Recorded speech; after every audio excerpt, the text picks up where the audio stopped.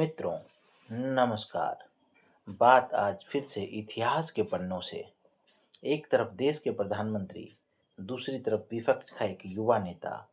एक के हाथों में सत्ता की बागडोर, दूसरे की जुबान पे तीखे सवाल।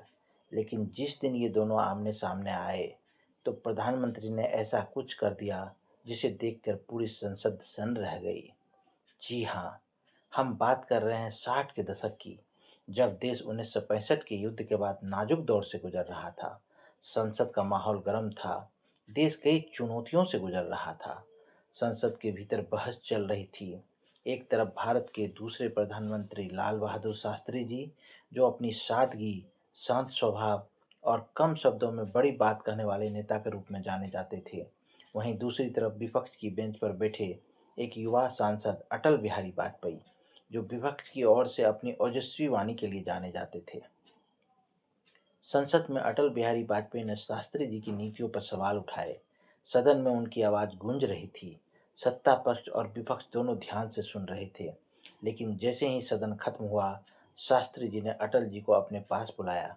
लोग सोचे कि शायद प्रधानमंत्री उन्हें डांटने वाले हैं, लेकिन शास्त्री जी ने जो कहा, वो सुनकर आज की राजनीति के लोगों को सीख लेनी चाहिए। शास्त्री जी ने अटल जी से कहा, अटल जी, आप जो सवाल पूछते हैं, उनमें राष्ट्र का दर्द झलकता है। आप विपक्ष में जरूर हैं, लेकिन भारत के भविष्य के लिए आप उतने ही जरूरी है जितना मैं। आप में जो ओज है, उसे कभी कम मत होने देना।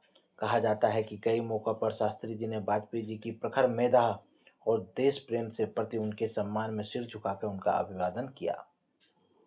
ये वो दौर था जहां विचारधाराएं अलग थी, पर लक्ष्य एक था, भारत।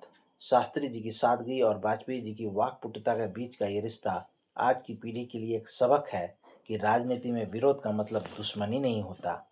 लोकतंत्र में मजबूत विपक्ष दुश्मन नहीं होता, बल्कि राष्ट्र को बेहतर बनाने का एक जरूरी स्तंभ होता है। फिर मिलेंगे अगले बुधवार इतिहास के पन्नों से कुछ नया लेकर। तब तक मित्रों, नमस्कार।